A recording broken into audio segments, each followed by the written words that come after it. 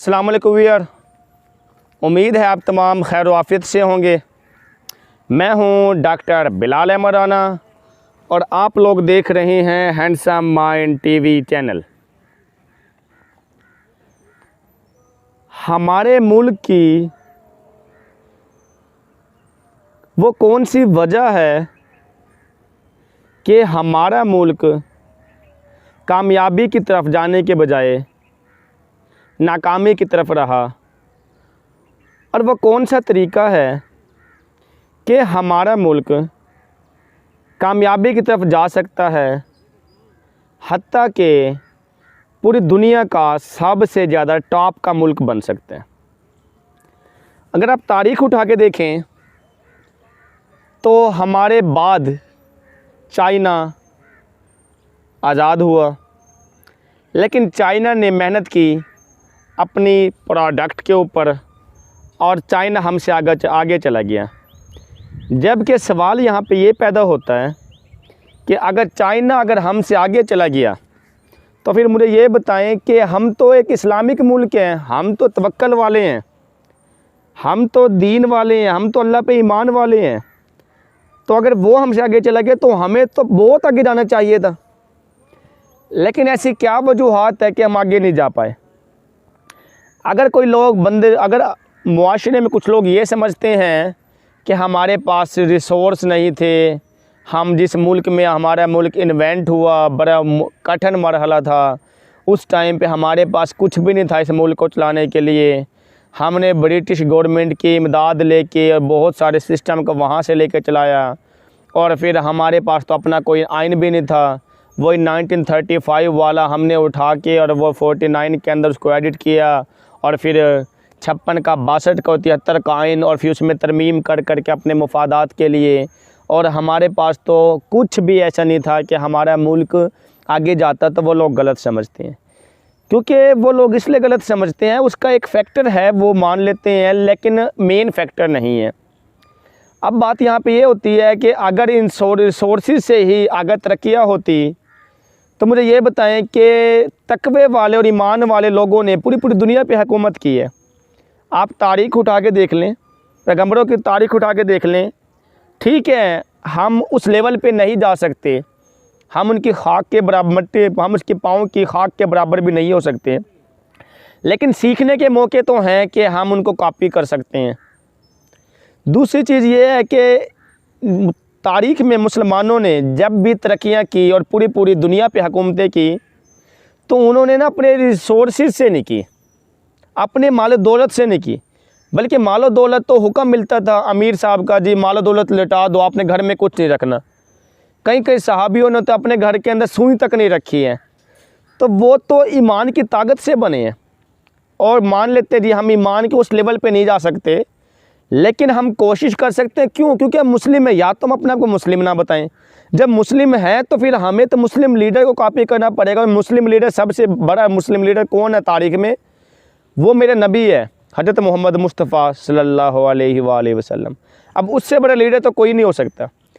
इसके अलावा अगर आप बाद में भी उठा कर देख लें, अबू बकर, उमर, उस्मान अली रज़ी अल्लाह ताला अन्हु, तो जितनों ने भी तरक्कियाँ की हैं, दुनिया पे हुकूमतें की हैं, तो उन्होंने ईमान की ताकत से की है।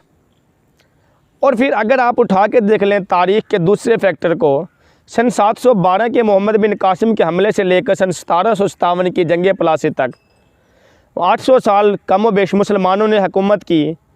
किस बेस पे? तकवे और ईमान की बेस पे। ऐसे से उसके अंदर इन 800 सालों के अंदर ईमान वाले लीडर आए हैं कि उन्होंने कभी नीचा सर नहीं किया। फिर उसके बाद अगर उठा के देख लें 1757 की जंग प्लासी के बाद 1857 की जंग आज़ादी तक बहुत सारे मुसलमान अपने तकवे से निकल के, ईमान से निकल के मज़े, आसाइशात और इन चीज़ों की तरफ चले गए। फिर अगर हम तारीख़ के रुख को उठा के देख लें तो उसके बाद 1947 तक हम जुल्म की चक्की के अंदर पिसते रहे और बरतानिया राज हम पे राइज रहा, और उसके बाद हमें दूसरों के मुताबिक जीना पड़ा। फिर थोड़ा सा मुसलमानों में ताकत आई, ईमान आया, और जिसके अंदर बहुत सारे उलमा कराम ने अपनी कुर्बानियाँ दी, जिसके अंदर बड़े ही मशहूर मारूफ उलमा कराम मौलाना, बहुत सारे ऐसे लोग हैं जिनके मैं नाम लेना चाहूँ तो नाम भी कम पड़ जाएं। उन्होंने कुर्बानियाँ दी और कुर्बानियाँ दे के आज इस मुल्क को हासिल किया। मदरसा दारुल उलूम देवबंद से पढ़ने वाले पता नहीं कितने उलमा कराम ने अपनी जानों की कुर्बानियाँ दी। जब भी दीन पे बात आई तो वो अपने वफ़द को लेकर रोड पे निकले और अपने हक़ के लिए फ़ाइट किया। इन सारी बातों को करने का मकसद, बताने का मकसद क्या है कि मुसलमान अपने ईमान पे चलता है, मुसलमान अपने तकवा पे चलता है, मुसलमान अपने रिसोर्सेज पे नहीं चलता। फ़िरौन के पास रिसोर्सेज थे, वो गर्क हो गया। हज़रत मूसा के पास रिसोर्सेज नहीं थे, तकवा और ईमान था, अल्लाह की जात ने उसको सुरखरू किया। तारीख़ में ऐसे हज़ारों वाक़ियात कारून से लेके और पता नहीं कितने ऐसे भरे पड़े हैं जो कि जिन्होंने इस माल और दौलत पे यकीन किया, रिसोर्सेज पे यकीन किया तो वो नाकाम हुए, जिन्होंने तकवे पे यकीन किया तो वो कामयाब हुए। अब मैं यहाँ पे एक बात तो ये क्लियर करता चलूँ कि तकवा बुनियादी शर्त है, लेकिन मैंने ये नहीं कहा कि सिर्फ तकवा करे और करे कुछ ना। यानी उस लोगों ने, जो हमारी सोसाइटी है, हर फर्द ने मेहनत भी करनी है, पॉलिसियाँ भी बनानी है, रोज़ी रोटी भी करनी है, सारा काम करना है। लेकिन तकवा डाल के करेंगे तो हम कामयाब हो जाएंगे, तकवा निकाल के करेंगे तो हम नाकाम हो जाएंगे। और फिर जो बाकाया तबाही रह गई, वो तबाही हो गई दो हिस्से में जब हमारे तालीमी निज़ाम तकसीम हुआ। हमारा तो ये तालीमी निज़ाम है ही नहीं जिस तालीमी निज़ाम को हम पढ़ रहे हैं। हम तो एक ऐसे तालीमी निज़ाम को जो कि यहूदियों, जो कि ब्रिटिश राज ने, लॉर्ड मैकाले, बाकी लोगों का एक ऐसा तालीमी निज़ाम था जिसमें हम सिर्फ ग़ुलाम बने, वो तालीमी निज़ाम को हमने तो आज तक चलाया हुआ है।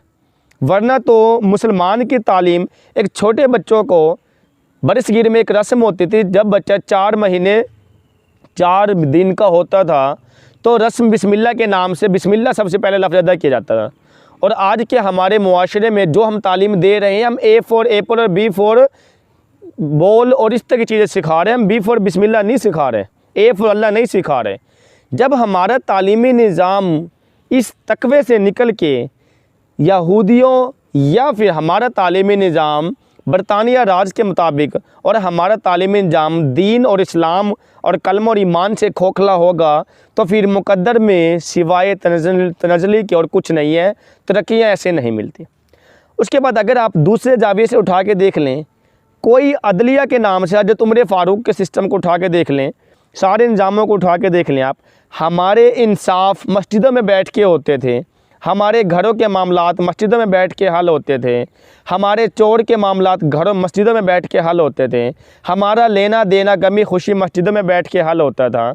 और हमारी जो बुनियादी तौर पे बच्चे को पढ़ाई जाने वाली किताबें थी, छोटे बच्चे को, उसके अंदर कुरान पाक, हर्फ व नहू, अदब और ये चीज़ें थी। और अब क्या है, अब अदब नहीं है। अब हमारा बच्चा MPhil PhD MBBS doctor engineer वकील बिजनेसमैन सारा कुछ तालीम हासिल करता है, लेकिन अदब नहीं है। क्यों? क्योंकि उसने अदब पढ़ा ही नहीं है भाई। जब हमारे बच्चे ने अदब पढ़ा ही ना हो तो वो उसमें अदब आ कैसे सकता है? अब उसमें अदब डालना पड़ेगा। अदब डालेंगे तो तकवा आएगा, तकवा आएगा, ईमान की ताकत ज़्यादा होगी, ईमान की ताकत ज़्यादा होगी। जिस तरह से तारीख़ में मुसलमानों ने तरक्की की तो हम आज भी ऐसे तरक्की करेंगे। और आज का जो सिस्टम है वो सारा अदब से खाली है। आज हम पार्लियामेंट के अंदर उठा के देख लें, सिवाय चंद एक लोगों के अदब से खाली है। आज हम घरों की मिसालें उठा के देख लें, बड़े बड़े डॉक्टर इंजीनियर बिजनेसमैन सब कुछ बने पड़े हैं, लेकिन अदब से खाली है। तो हम अगर इस मुल्क को बेहतर करना चाहते हैं, आप जितना भी सोच लें, आपकी सोच तंग पड़ सकती है, लेकिन एंड पे जाकर रिज़ल्ट यही निकलना है कि हम अगर इस मुल्क को बेहतर कर सकते हैं तो उसका एक तरीक़ेकार है, हमें उस सिस्टम को वापस लाना होगा, हमें उस सिलसिले को वापस लाना होगा, हमें उस तालीम को वापस लाना होगा, हमें उस ईमान को वापस लाना होगा, हमें उस कुरान व हदीस को वापस लाना होगा, हमें उस हर्फ व अदब को वापस लाना होगा, हमें उन इखलाकी किताबों को वापस लाना होगा, हमें मुसलमानों के तौर तरीक़े का वापस लाना होगा। मैं यहाँ पर ये नहीं कहता कि हम साइंस को ना पढ़ें, मैं यहाँ पर ये नहीं कहता कि हम जो साइंटिफिक लॉजिक और आइंस्टाइन और न्यूटन को ना पढ़ें, मैं कहता हूँ कि उसको तो पढ़ना ही है, लेकिन भाई अपनी तालीम में बच्चे की बुनियाद के लिए A for Apple B for ball से नहीं आती। खुदारा अगर हम अपने बच्चों में बेहतरी लाना चाहते हैं तो एक को नहीं पूरे मुल्क को, पूरे मुल्क के हर फर्द को इकट्ठे मिलके इज्तिमाई तौर पे ये सोचना पड़ेगा कि हम अगर अपने बच्चे को बुनियादी लेवल पे इखलाकी तरबियत दे देते हैं तो वो इखलाकी तरबियत साइंस सीखने के लिए उसके पास पूरी लाइफ मौजूद है, उसके पास इंग्लिश किताबें पढ़ने के लिए पूरी लाइफ मौजूद है। क्या तारीख़ में इससे पहले लोगों ने इंग्लिश किताबें नहीं पढ़ी, साइंस नहीं पढ़ा? लेकिन एक छोटे बच्चे को खुदा उस बच्चे की मासूमियत पे तरस खाए, उस बच्चे को अगर हमने दीन के रास्ते पे चलाना है तो क्लास 5 तक उसको हमने अदब पढ़ाना है ताकि वो घर में अदब सीखे। वरना क्या होगा, डिग्रियाँ तो होगी, अदब से खाली होंगी, माँ बाप के साथ बात करने का शऊर नहीं होगा, दोस्तों में बैठने की तमीज़ नहीं होगी, दीन के नाम से दूर भागेंगे और दुनियावी लोगों जो ओहदे पे बैठे हैं उनके करीब लगेंगे। फिर क्या होगा, फिर तबाही हमारा मुकद्दर बनेगी। इसीलिए हर बंदे की ये ड्यूटी है, हर बंदे का ये फ़र्ज़ है कि खुदारा अपने सिस्टम को समझे, अपने इस निज़ाम को समझे। आज भी हम अपने बच्चों को बेहतर बना सकते हैं। कैसे? अगर हम उस छोटे बच्चे को सही मायनों वाले कुरान और अदब को ज़्यादा कर दें, अगर हम उलमा कराम की अहमियत को ज़्यादा कर दें, अगर हम जो मस्जिद इमाम है उसकी इज़्ज़त को ज़्यादा कर दें, अगर हम हरफ़ो कुरान और हदीस पढ़ाने वाले के उस्ताद की जो अदब है उसको ज़्यादा कर दें, अगर हम दीन पे चलने वाले लोगों की अहमियत को ज़्यादा कर दें, अगर हम इस तरीके से चलेंगे तब ही हम कामयाब हो सकते हैं। हमें इस सिस्टम को बदलना होगा, हमें चेंज करना होगा। We want change, we should change, we do change. हमें इस सिलसिले को बदलना होगा और इस सिलसिले को बदले बगैर हम अपने बच्चों को कभी अदब नहीं दे सकते। खुदारा आप अपने बच्चे को अदब देना सीखें। अब आखिरी बात करके बात ख़त्म करते हैं, और वो बात ये है कि जो वालिदैन सोच रहे हैं या जो हमारा मुआशरा सोच रहा है कि जी हम अपने बच्चे को ये कैसे दे सकते हैं, आप एक काम कर सकते हैं, वो काम करें। आप ये काम करें कि छोटे बच्चे को ना दीन की तरफ ज़्यादा लगाएं। दीन की तरफ ज़्यादा लगाने से मुराद ये है कि उसको ना कुरान और हदीस वाली महफ़िल के अंदर ज़्यादा बैठाएं, घर में तालीम और तरबियत का सिलसिला शुरू करें, मस्जिद के साथ उसको मुंसलिक करें, 5 नमाज़ों के साथ उसको शाम के अदब के जो महफ़िलें होती हैं उसमें बैठाना शुरू करें। जब हम छोटे बच्चे के अंदर दीन को मुंसलिक कर देते हैं, उसके दिमाग के ऊपर मुंसलिक कर देते हैं, तो फिर हमें वो काम करना भी आसान हो जाता है।